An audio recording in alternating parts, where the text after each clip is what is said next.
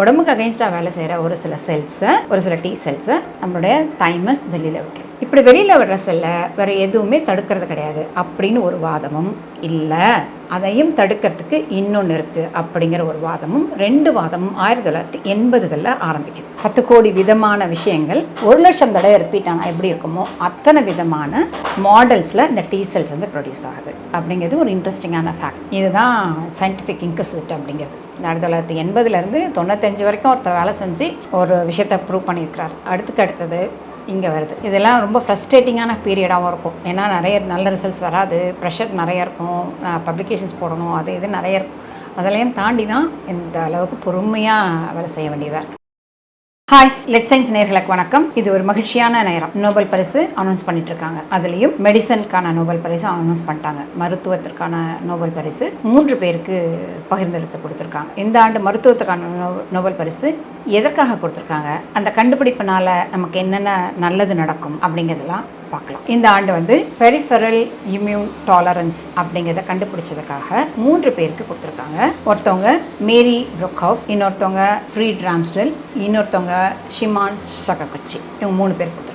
மேரி பிராங்கோவும் ராம்ஸ்டெல்லும் ஒரே இடத்துல வேலை செய்கிறாங்க. ஷிமான் சககுச்சி ரொம்ப நாளைக்கு முன்னாடி வேலை செஞ்சிருக்காரு ஜப்பானில். எப்படி 3 பேருக்கு சம்மந்தம் இல்லாமல் கொடுத்துருக்காங்க அப்படின்னு பார்த்தீங்கன்னா, இது ஒரு பெரிய கதை. அப்புறம் ரொம்ப காம்ப்ளிகேட்டடான கதையும் தான், ஆனால் அது சொல்லி தான் ஆகணும். ஏன்னா அது ஒரு இன்ட்ரெஸ்டிங்காகவும் இருக்கும். கொஞ்சம் பொறுமையாக கேளுங்க. நிறைய டெர்மினாலஜிஸ் இருக்குது. முடிஞ்ச வரைக்கும் நான் தமிழ் படுத்தி சொல்கிறேன். எனக்கு இம்யூனாலஜி வந்து நான் நேரடியாக சப்ஜெக்டாக படித்ததில்லை, ஆனால் நான் வேலைக்கு போனதுக்கப்புறமா இம்யூனாலஜி கற்றுக்க வேண்டியது இருந்தது, கற்றுக்கிட்டேன். அந்த நாலேஜை பேஸ் பண்ணி தான் இன்றைக்கி உங்களுக்கு நான் எக்ஸ்பிளைன் பண்ண வந்திருக்கேன். ஏதாவது ஒரு சில இடத்துல ஸ்லிப்ஸ் இருந்தாலும் சுட்டி காட்டுங்க. இப்போது இந்த வருஷம் நோபல் பரிசு வந்து இந்த பெரிஃபெரல் இம்யூன் சிஸ்டம் கொடுத்துருக்காங்க, சொன்னேன் இல்லையா, டாலரன்ஸ் கொடுத்துருக்காங்க. அதாவது புற நோய் எதிர்ப்பியல் அப்படிங்கிற துறைக்காக கொடுத்துருக்காங்க. அப்போனா அக நோய் எதிர்ப்பியல் அப்படின்னு ஒன்று இருக்கணும் இல்லையா? ஆமாம், அக நோய் எதிர்ப்பியல் அப்படிங்கிறது தான் கன்வென்ஷனல், அதாவது நீண்ட காலமாக எல்லாருக்கும் தெரிந்தது. நம்ம இது வரைக்கும் தெரிஞ்சு வச்சுட்ருக்கிற, பொதுவாக எல்லாருக்கும் தெரிஞ்சு வச்சுருக்கிறது வந்து அக நோய் எதிர்ப்பு இயலுடைய ரெகுலேஷன்ஸ் தான் தெரிஞ்சு வச்சுருக்கோம். அதாவது நமக்கு மனிதர்களுக்கு வந்து டி செல்ஸ் அப்படிங்கிற செல்ஸ் வந்து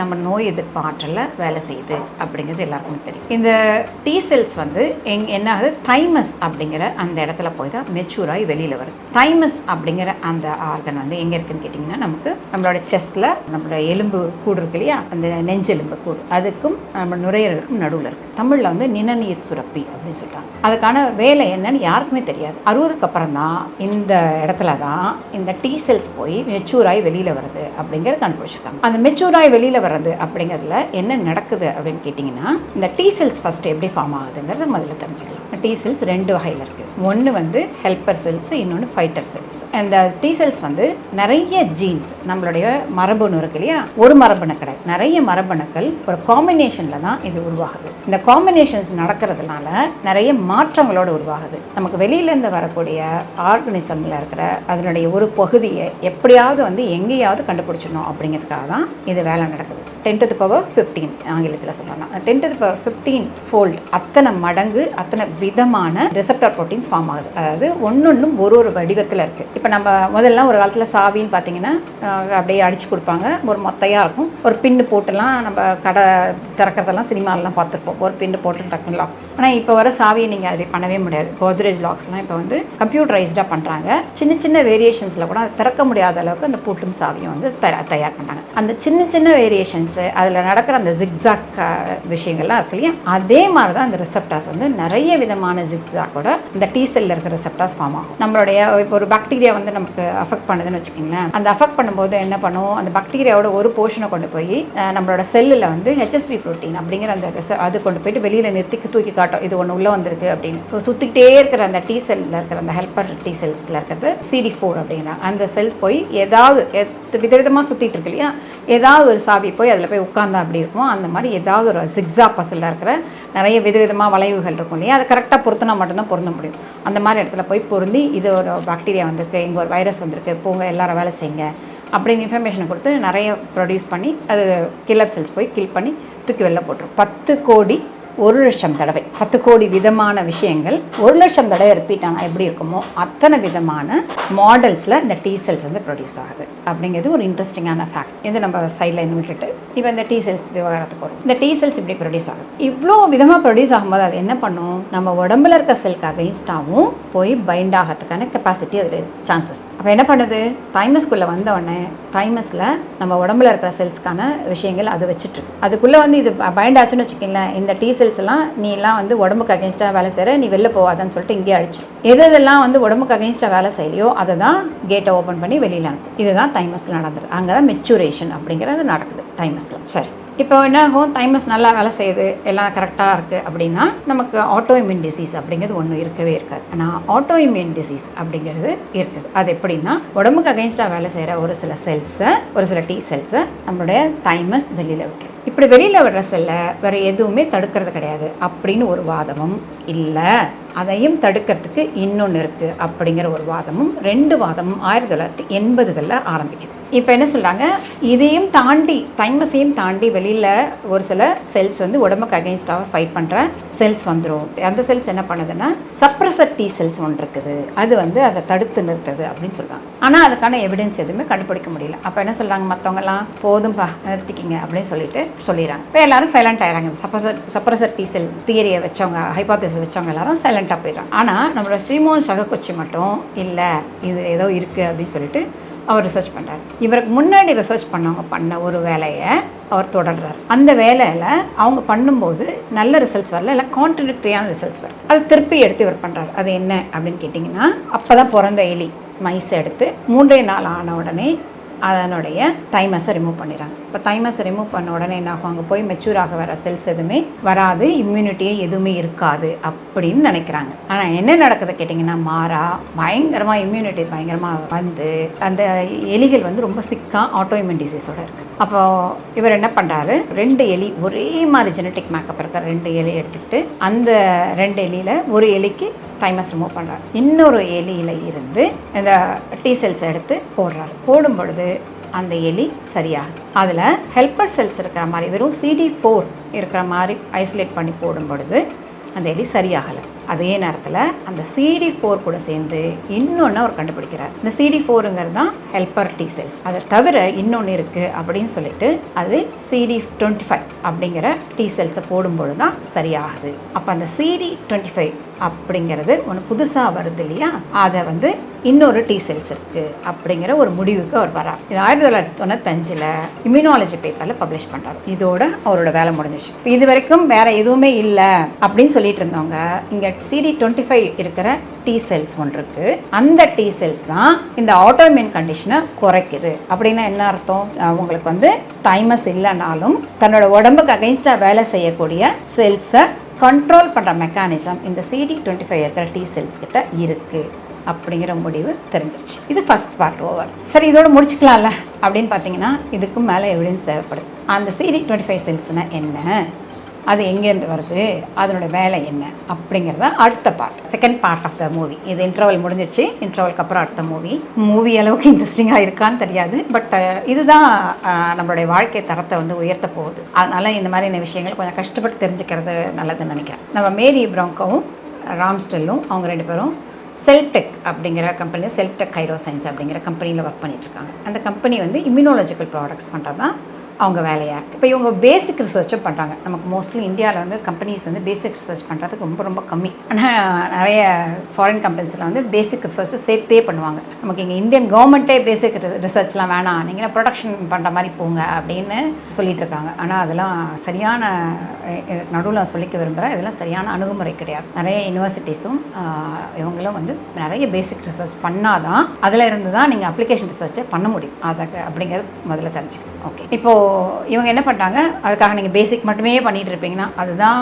யூனிவர்சிட்டிஸோட வேலை. நீங்கள் கம்பெனிஸே பண்ணியிருக்கேன்னா நீங்கள் இப்போ யூனிவர்சிட்டிஸோட வேலை என்ன, ரிசர்ச் இன்ஸ்டியூட்ஸோட, கவர்மெண்ட் ரிசர்ச் இன்ஸ்டியூட்ஸோட வேலை என்ன அப்படிங்கிறத நீங்கள் பார்த்துக்கலாம். இப்போது ரைட், நம்ம இடத்துக்கு வரும். இந்த கம்பெனியில் இருக்கவங்க அடுத்த வேலை தொடங்குறாங்க. இந்த வேலையோட தொடக்கம் வந்து 1940களில் நடந்த ஒரு விஷயத்தை கொண்டு வந்து நிறுத்துகிறாங்க. இதுதான் சயின்டிஃபிக் இன்குசிட் அப்படிங்கிறது. 1980லேருந்து 95 வரைக்கும் ஒருத்தர் வேலை செஞ்சு ஒரு விஷயத்தை ப்ரூவ் பண்ணியிருக்கிறார். அடுத்தது இங்கே வருது. இதெல்லாம் ரொம்ப ஃப்ரஸ்ட்ரேட்டிங்கான பீரியடாகவும் இருக்கும். ஏன்னா நிறைய நல்ல ரிசல்ட்ஸ் வராது, ப்ரெஷர் நிறைய இருக்கும், பப்ளிகேஷன்ஸ் போடணும், அது இது நிறைய இருக்கும். அதெல்லாம் தாண்டி தான் இந்த அளவுக்கு பொறுமையாக வேலை செய்ய வேண்டியதாக இருக்குது. அடுத்தது இவங்க என்ன பண்ணுறாங்கன்னா, அடுத்தடுத்து 40 நடந்த ஒரு விஷயம், மேன்ஹாட்டன் ப்ராஜெக்ட் அப்படிங்கிறது நம்ம எல்லாருக்குமே தெரிஞ்சிருக்கும், தெரியாதவங்க தெரிஞ்சுக்கோங்க. நியூக்ளியர் பாம் தயாரித்தாங்க இல்லையா, அதுதான் மேன்ஹாட்டன் ப்ராஜெக்ட். அமெரிக்காவில் நடந்த ஒரு ரிசர்ச். அந்த மேன்ஹாட்டன் அந்த ப்ராஜெக்டோட ஒரு பகுதியாக ரேடியேஷன் வந்ததுன்னா என்னென்ன விதமான மாற்றங்கள்லாம் நடக்கும் அப்படிங்கிறத கண்டுபிடிக்க சொல்லி ஒரு ஆராய்ச்சி நடக்கும். அந்த ஆராய்ச்சியில் எலிகளுக்கு ரேடியேஷன் கொடுக்குறாங்க. அப்போது ஒரு சில ஆண் எலிகள் வந்து பிறந்த சில வாரத்தில் இறந்துருது. அந்த இறந்த எலிகளுடைய தோல் வந்து நம்ம மீனோட செதில் இருந்தால் எப்படி இருக்குமோ அந்த மாதிரி செதிலாக காஞ்சி போய் இருக்கிறது. தோல் மட்டும் தான் அப்படி இருக்கான்னு பார்த்தா அந்த எலிகளுடைய ஸ்ப்ளீன் ரொம்ப பெருசாக வீங்கி இருக்குது, அதனுடைய லிஃப் நோட்ஸ்லாம் ரொம்ப பெருசாக வீங்கி இருக்குது. ஏன் இப்படி இருக்குது அப்படின்னு பார்த்தீங்கன்னா, T cells ப்ரொடக்ஷன் வந்து ரொம்ப ஜாஸ்தியாக இருக்குது. ஜாஸ்தியாக இருக்கிறதுனால அது வந்து ஸ்ப்ளீனில் போய் ஸ்டோர் ஆகுது, லிம்ப் நோட்ஸில் போய் ஸ்டோர் ஆகுது. அதனால தான் அந்த இடம்லாம் பெருசாக வீங்கி இருக்குது. அது ஆட்டோஇம்யூன் கண்டிஷனால் தோலுக்கு அகேன்ஸ்டாக வேலை செஞ்சு அந்த தோல் வந்து ஃப்ளீக்கியாக வருது. ஓகே, இது வந்து எலிகளுக்கு தானே, நமக்கு என்னன்றீங்களா? கடைசி அந்த பாயிண்ட்டுக்கு வருவோம். இப்போ வந்து எலிகளுக்கு மட்டும் தெரிஞ்சுக்கலாம். இந்த எலியை அவங்க எடுக்கிறாங்க. மனுஷங்களுக்கு மருந்து தயாரிக்கிற கம்பெனி வந்து எலிகள் எடுக்கிறதுக்கான காரணம் நிறைய விஷயங்கள்ல எலிகளுக்கும் நமக்கும் ஒற்றுமை நிறையவே இருக்குது. அதில் நிறைய ஜீன்ஸ் வந்து ஓவர்லாப் ஆகுது அப்படிங்கிறது தான். இப்போ என்ன பண்ணுறாங்க, இந்த எலியில் என்ன நடக்குதுன்னா, ஆண் எலிகள் இறந்துருது இல்லையா, சில வாரங்களே இறந்தது. அது ரீப்ரொடக்ஷனுக்கு போவே இல்லை, அது வந்து குட்டியெல்லாம் போடலை, இனப்பெருக்கத்தில் ஈடுபடலை. ஆனால் ஒரு சில பெண் எலிகள் மீண்டும் இதே மாதிரியான ஆண் எலிகளை பிரசவிக்குது.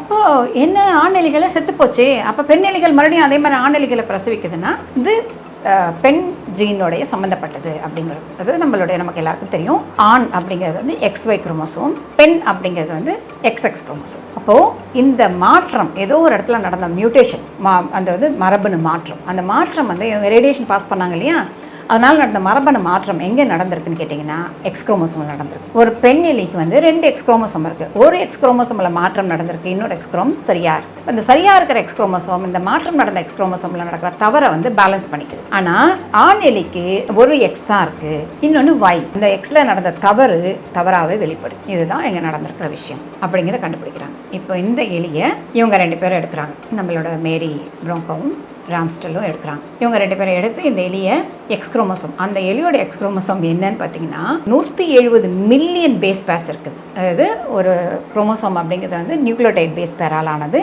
நிறைய நியூக்ளியோடைட் பேஸ் பேர்லாம் சேர்ந்து தான் ஒரு ஜீனாக எக்ஸ்பிரஸ் பண்ணுது அப்படிங்கிறதெல்லாம் பேசிக் பயாலஜியில் எல்லாருமே படிச்சிருப்பீங்க. எத்தனை மில்லியன் பாருங்கள், இத்தனை மில்லியன் பேஸ் பேர்லேருந்து இவங்க கண்டுபிடிக்கணும். இன்றைக்கி இருந்தால் ஒன்றுமே கிடையாது, எல்லாமே சீக்வன்ஸ்டு. இப்போ வந்து இருக்கிற டெக்னாலஜியில் எல்லா இதுவுமே சீக்வன்ஸ்டு கிடைக்குது, நம்ம பண்ணிக்கலாம். அந்த காலத்தில் சீக்வன்ஸ் பண்ண முடியும் அப்படிங்கிற அந்த எண்ணம் கூட இருக்காது. அப்போ கொஞ்சம் மாலிகுலர் பயாலஜி டூல்ஸ்லாம் வருது. இந்த மாதிரி வெஸ்டர்ன் பிளாட், சதர்ன் பிளாட், இந்த மாதிரி பிளாட்டிங் டெக்னிக்ஸ்லாம் வருது. எங்கேயாவது மாற்றங்கள் நடந்ததுன்னா அந்த டெக்னிக்கை வச்சு கண்டுபிடிக்கலாம். அதான் எக்ஸாக்டாக கண்டுபிடிக்கிறதுங்கிறது ரொம்ப டைம் எடுக்கிற ஒரு விஷயமா இருக்குது. இவங்க என்ன பண்ணாங்க, அதை கண்டுபிடிச்சிட்டு கடைசியாக அவங்க கொண்டு வந்து ஒரு 5 லட்சம் நியூக்ளியோடைட் பேஸ் பேருக்குள்ளே இங்கே தான் நடந்திருக்கு அப்படின்னு நேரோ டவுன் பண்ணிடுறாங்க. இது ஃபஸ்ட்டு ஸ்டெப் ஆஃப் சக்ஸஸ் அவங்களுக்கு. இந்த 5 லட்சமில் 20 ஜீன்ஸ் இருக்குது. இப்போ ஒரு ஜீனாக செக் பண்ணிகிட்டே வராங்க. 12வது ஜீனில் இந்த மாற்றம் நிகழ்ந்திருக்கு அப்படிங்கிறத கண்டுபிடிக்கிறாங்க. இப்போ இது வந்து கிட்டத்தட்ட நம்ம சொல்லுவோம்ல, ஒரு பெரிய வக்கோல் புதற்குள்ளே போயிட்டு ஒரே ஒரு ஊசி காணாமல் போயிடுச்சு, அது எப்படி தேடுறதுன்னு அந்த கதை தான். அதோட பெருங்கதை. அதையாவது நீங்கள் வந்து ஒரு 10 பேர் ஒன்றா சேர்ந்து கலைச்சி போட்டு தேடிடலாம். இது அப்படிலாம் பண்ண முடியாது லெபார்ட்டரி ரிசர்ச்சில். அதனால் பொறுமையாக அவங்க வந்து தொடர்ந்து வேலை செய்கிறாங்க. ஒரு 10 ஆண்டுகளுக்கு மேலே வேலை செய்கிறாங்க. அதுக்கப்புறம் அவங்க என்ன பண்ணுறாங்கன்னு கேட்டிங்கன்னா, அந்த ஒரு ஜீன், அந்த ஜீனோட பேர் வந்து அவங்க வந்து FOX ஜீன் அப்படின்னு பேர் வச்சுருக்காங்க. அதாவது 4 ஹெட் பாக்ஸ் ஜீன் அப்படிங்கிறதோடைய ஷார்ட் ஃபார்ம் தான் அதை வச்சுருக்காங்க. அந்த ஜீன் என்ன பண்ணுது அப்படிங்கிறது அடுத்த கதை. அது என்ன பண்ணுது அப்படின்னு கேட்டிங்கன்னா, அந்த ஜீன் வந்து ஒரு ரெகுலேட்டரி ப்ரோட்டீன் ஜீன் அப்படின்னு சொல்கிறாங்க. அது ரெகுலேட்டரி ஜீன் அப்படிங்கிறது என்ன அப்படின்னு கேட்டிங்கன்னா, ஒரு ஜீன் வந்து அந்த ஜீன் எக்ஸ்பிரஸ் ஆகி அது ஒரு ப்ரோட்டீனாக வெளியில் வந்து அந்த ப்ரோட்டீனோட வேலை செய்யும். இதில் வர ப்ரோட்டீன் வந்து அமினோ ஆசிட்ஸ் ஒன்றா ரீட் பண்ணி ப்ரோட்டீன் வரும். அந்த மாதிரி ஓப்பன் ஆகும். DNA வந்து டபுள் ஹெலிக்ஸ், அது ஓப்பன் ஆகி தான் உங்களுக்கு வந்து ரீட் பண்ண ஆரம்பிக்கும். அந்த ரீட் பண்ண ஆரம்பிக்கிற இடத்துல ஒரு பைண்டிங் சைட்னு ஒன்று இருக்கும். அந்த பைண்டிங் சைட் கரெக்டாக பைண்ட் பண்ணாதான் இது வந்து ஓப்பன் ஆகி ரீட் பண்ண ஆரம்பிக்கும். இந்த பைண்டிங் சைட்டில் இருக்கிற ப்ரோட்டீன் தான் இந்த FOX புரோட்டீன். இப்போ T செல்ஸ் வந்து ப்ரொடியூஸ் ஆகல. இந்த ஜீன் சரியாக இருந்தால் அங்கிருந்து வெளியில் வர செல்ஸ்க்கு பேர் தான் ரெகுலேட்டரி T செல்ஸ். அதை தான் Treg அப்படி சொல்லியிருக்காங்க. இந்த நோபல் பிரைஸ் அனௌன்ஸ் பண்ணும்போது Treg கண்டுபிடிச்சதுக்காக இவங்களுக்கு நோபல் பிரைஸ் அப்படின்னு கொடுத்துருக்காங்க. இதனோட வேலை என்னன்னு கேட்டிங்கன்னா, நம்ம ஏற்கனவே சொன்னோம் இல்லையா, இது வந்து இப்போ 10⁻15 அத்தனை மடங்கு விதவிதமாக ப்ரொடியூஸ் பண்ண அந்த ரிசப்டர்ஸ் வந்து எது தப்பான ரிசப்டரோ அது வந்து தைமஸில் ஃபில்டர் ஆயிடும். தைமஸை தாண்டி ஒரு சிலது வெளியில் வந்துடும் தப்பாக. அந்த வெளியில் வரதை போய் தடுக்கிறது இதனோட வேலையாக. அதுக்கப்புறம் நம்ம உடம்புல ஏதாவது இன்ஃபெக்ஷன் வந்துச்சுன்னா அந்த இன்ஃபெக்ஷனை சரி பண்ணதுக்கப்புறமும் மறுபடியும் நம்ம உடம்பு போய் அது கூட ஃபைட் பண்ணிகிட்டே இருக்கக்கூடாது. நம்ம T செல்ஸ் வந்து இன்னும் நிறைய ப்ரொடியூஸ் ஆகி அது கூட ஃபைட் பண்ணிட்டே இருந்தால் எனர்ஜி ஃபுல்லாக அங்கே தான் வீணாகும். அது பண்ணாமல் இருக்கிறதுக்கு இந்த ரெகுலேட்டரி T செல்ஸ் போயிட்டு இப்போ போதும், எல்லா பாக்டீரியாவும் எல்லா வைரஸும் அழிஞ்சு போச்சு, நீங்கள் இதுக்கு மேலே சண்டை போடாதீங்க, அமைதியாக இருங்க, வேறு வேலையை பார்க்க போகலாம் அப்படின்னு சொல்லிட்டு நம்ம உடம்பை பேலன்ஸ்க்கு கொண்டு வர இந்த வேலையும் செய்கிறது தான். இதை ரெகுலேட் பண்ணுறதுனால தான் இது வந்து ரெகுலேட்டரி T செல்ஸ் அப்படின்னு சொல்லிட்டு சொல்கிறாங்க. இந்த ரெகுலேட்டரி T செல்ஸ் ப்ரொடக்ஷன் தான் நம்மளோட ஆட்டோஇம்யூன் கண்டிஷன்லேருந்து பாதுகாக்கும். இந்த எலிகளில் நடக்கிற ஆய்வுக்கும் மனிதர்களுக்கும் என்ன சம்பந்தம் அப்படிங்கிறத நம்ம பின்னாடி பார்ப்போம் அப்படின்னு சொல்லியிருந்தோம் இல்லையா. இப்போ உங்களுக்கு இந்த FOXP3 ஜீனில் நடந்த மரபணு மாற்றம் தான் எலிகள் இப்படி நோய்வாய்ப்படுறதுக்கு காரணம் அப்படிங்கிறது தெரிஞ்சிருச்சு. மனிதர்களில் IPEX சிண்ட்ரோம் அப்படிங்கிற ஒரு அரிதான ஆனால் மிக மோசமான ஒரு நோய் இருக்குது. அந்த நோய் இருக்கிற குழந்தைகள்கிட்ட இருந்து திசு மாதிரிகளை கலெக்ட் பண்ணி தர சொல்லி உலகம் முழுக்க இருக்கிற குழந்தைகள் நல மருத்துவர்கள்ட்ட கேட்டாங்க. அந்த திசு மாதிரிகளை டெஸ்ட் பண்ணி பார்த்ததுல அவங்களுக்கும் இதே FOXP3 ஜீனில் மரபணு மாற்றம் நடந்திருக்கு. அந்த குழந்தைகளுக்கும் இதே மாதிரி தோல் செதிலாக இருக்கிறதும் இந்த எலிகளுக்கு சொன்ன அத்தனை பிரச்சனைகளும் அந்த குழந்தைகளுக்கும் இருந்திருக்கு. அப்போ இந்த ஜீன்ல ஏதாவது மரபணு மாற்றம் நடந்ததுன்னா இந்த மாதிரியான நோய் மனிதர்களுக்கும் வரும் எலிகளுக்கும் வரும் அப்படிங்கிறது தெரிஞ்சிருச்சு. இந்த ரெகுலேட்டரி புரோட்டீன் T செல்ஸ் என்ன பண்ணுதுன்னா, ஒன்று போயிட்டு நீங்களா அமைதியாகவே இருங்க அப்படின்னு சொல்லிட்டே இருந்ததுன்னு வச்சுக்கிங்களேன், என்ன நடக்கும், T செல்ஸே ப்ரொடியூஸ் ஆகாது. நமக்கு வந்து அது வந்து கேன்சர் காஸ் பண்ணக்கூட போயிடும். இல்லை இதை வந்து எதுவுமே பண்ணாமல் ஃபில்டரே பண்ணாமல் ரெகுலேட்டரி T செல்ஸை ப்ரொடியூஸே பண்ணாமல் அது பாட்டு உடம்புல இருக்கிற எல்லா T செல்ஸும் வெளியில் வந்துகிட்டே இருந்ததுன்னு வச்சுக்கிங்களேன், அப்போது நம்ம ஆட்டோஇம்யூன் கண்டிஷன் ஜாஸ்தியாகும். அதாவது ஒன்று ஜாஸ்தியாச்சுன்னா ஆட்டோஇம்யூன் கண்டிஷன் ஜாஸ்தியாகும், இல்லைன்னா கேன்சர் வரும் அப்படிங்கிறத அவங்க அழகாக டயக்ராமாகவே போட்டு காட்டியிருக்காங்க. அதை பாருங்கள். இது வந்து ஒரு கத்தி, இருமுனை கொண்ட கத்தி. இந்த கத்தி மேலே நடக்கிறது தான். இதுக்கான மருந்து தயாரிப்பு இதை வச்சு நம்ம பண்ண போகிறோம் அப்படிங்கிறத யோசிச்சு பார்த்தா இன்னும் கஷ்டமாக இருக்கும் இல்லையா. ஆனால் நம்ம உடம்பு வந்து ரொம்ப காம்ப்ளெக்ஸாக இருக்குது. இந்த காம்ப்ளெக்ஸுக்குள்ளே தான் நம்ம ஒரு வழியை கண்டுபிடிச்சி போயாக வேண்டியது இருக்குது. இது வந்து கிட்டத்தட்ட ஒரு நல்ல டைட் ரோப் கட்டிட்டு ரொம்ப அந்தரத்தில் தொங்கி அங்கேருந்து தைரியமாக நடந்து வெளியில் வந்து அந்த பக்கம் பில்டிங்கில் இறங்குற மாதிரியான ஒரு வேலை தான். ஆனால் நிறைய கம்பெனிஸ் ஆல்ரெடி இந்த விஷயங்கள்லாம் கண்டுபிடிச்சி இதெல்லாம் சொன்னதுக்கப்புறம் எல்லாரும் இப்படிலாம் உள்ள இருக்கா, இவ்வளோ விஷயங்கள் இருக்கா அப்படின்னு ரொம்ப எல்லாருமே ரொம்ப எக்ஸைட் ஆகிட்டாங்க. நிறைய கம்பெனிஸ் வந்து இந்த மாதிரியான விஷயங்களுக்கு மருந்து தயாரிச்சிட்ருக்காங்க. அது இம்யூனாலஜிக்கல் மெடிசனாக இருக்கலாம் அல்லது ட்ரக் மாலிகுலாக இருக்கலாம், எதுவாக இருந்தாலும் பண்ணிகிட்ருக்காங்க. கிளினிக்கல் ட்ரையல்ஸில் இப்போ இருந்துகிட்ருக்கு. இதெல்லாம் சக்ஸஸ்ஃபுல்லாக வெளியில் வரும்பொழுது நமக்கான ஆட்டோஇம்யூன் பிரச்சனைகள் என்னென்ன நிறைய ஆட்டோஇம்யூன் டிசீசஸ் நீங்கள் இப்போ கேள்விப்பட்டிருப்பீங்க, அதெல்லாம் சரியாகலாம். கேன்சரை சரி பண்ணுறதுக்கும் இது வந்து போயிட்டு இந்த கேன்சர் செல்ஸை ப்ரொடெக்ட் பண்ணி முடிக்கிற மாதிரி அதை வந்து சின்ன சின்ன மாடுலேஷன் பண்ணுறது மூலமாகவும் பண்ணலாம் அப்படிங்கிறதையும், அல்லது கேன்சர் தெரப்பி கொடுக்கும் பொழுது அந்த கேன்சர் செல்ஸ் மட்டும் அட்டாக் பண்ணுறதுக்கான மாடிஃபிகேஷன்ஸ் பண்ணலாம். இதையெல்லாம் மீறி இன்னும் ஒரு முக்கியமான ஒரு விஷயம் இருக்குது. அது என்னன்னு கேட்டிங்கன்னா ஆர்கன் டிரான்ஸ்பிளான்டேஷன். நம்ம இப்போ எல்லாருமே வந்து உடல் தானம் கொடுக்குறோம், உறுப்புகள் தானம் கொடுக்குறோம். அந்த உறுப்புகள் தானம் கொடுக்கும் பொழுது அது யாருக்கு சேருது அப்படிங்கிறதுக்கு டெஸ்ட்லாம் நிறைய பண்ணுறாங்க. அந்த டெஸ்ட்லாம் பண்ணி தான் உறுப்பு மாற்று அறுவை சிகிச்சை நடக்குது. அதுக்கப்புறமும் அந்த உறுப்பு வந்து ரிஜெக்ட் ஆகும். அதை அந்த நேரத்தில் வந்து இந்த T செல்ஸ் ப்ரொடக்ஷன் பண்ணுறது, ஏன்னா வேற ஒரு உறுப்பு உள்ளே வருது இல்லையா, அதை வந்து நம்ம T செல்ஸ் போய் அட்டாக் பண்ணி வெளியில் தள்ள தான் பார்க்கும். அப்போ வந்து ஏற்றுக்காது. அது அந்த நேரத்தில் வந்து இம்யூன் சிஸ்டத்தை அமுக்கி வைக்கிறதுக்கான மருந்துகள் இப்போயே இருக்குது. அதை அப்படியே அமுக்கி மொத்தமாக வைக்கும் பொழுது வெளியிலேருந்து நோயெல்லாம் வர்றதெல்லாம் தடுக்கவே முடியாது. ஆனால் இதில் வந்து சரியான ஒரு மாற்றங்கள் கொண்டு வர்றதுனால இதை வந்து ரொம்ப எளிதாக்க முடியும். இந்த ரிஜெக்ஷன் இப்போ இவ்வளோலாம் மருந்துகள் இருந்தாலும் ரிஜெக்ட் ஆகுது. சில நேரங்களில் நீங்கள் பொறுத்துற இவ்வளோ டெஸ்ட்டுக்கு அப்புறமா பொறுத்துற ஒரு சில உறுப்புகள் வந்து ஏற்றுக்காமல் ரிஜெக்ஷன் நடக்குது. அந்த ரிஜெக்ஷன் எல்லாம் மொத்தமாக குறைக்கலாம். இந்த வேலைக்கும் இந்த ஆராய்ச்சியோட முடிவுகள் பயன்படும். ஆல்ரெடி இதுக்கான மருந்து கண்டுபிடிப்பெல்லாம் பண்ணிட்டாங்க. அந்த கிளினிக்கல் ட்ரையல்ஸ்லாம் சக்ஸஸ்ஃபுல்லாக முடிஞ்சு வந்ததுன்னா இதனால் என்னென்ன மருந்துகள் வெளியில் வர்றதுன்னு கூடிய சீக்கிரம் நமக்கு தெரியும். இது ரொம்ப பெரிய கதை. முடிஞ்ச வரைக்கும் நான் உங்களுக்கு சிம்பிளிஃபை பண்ண ரொம்ப எளிமையாக சொல்ல ட்ரை பண்ணியிருக்கிறேன். சேர்ந்துருந்ததுன்னா மகிழ்ச்சி. நன்றி.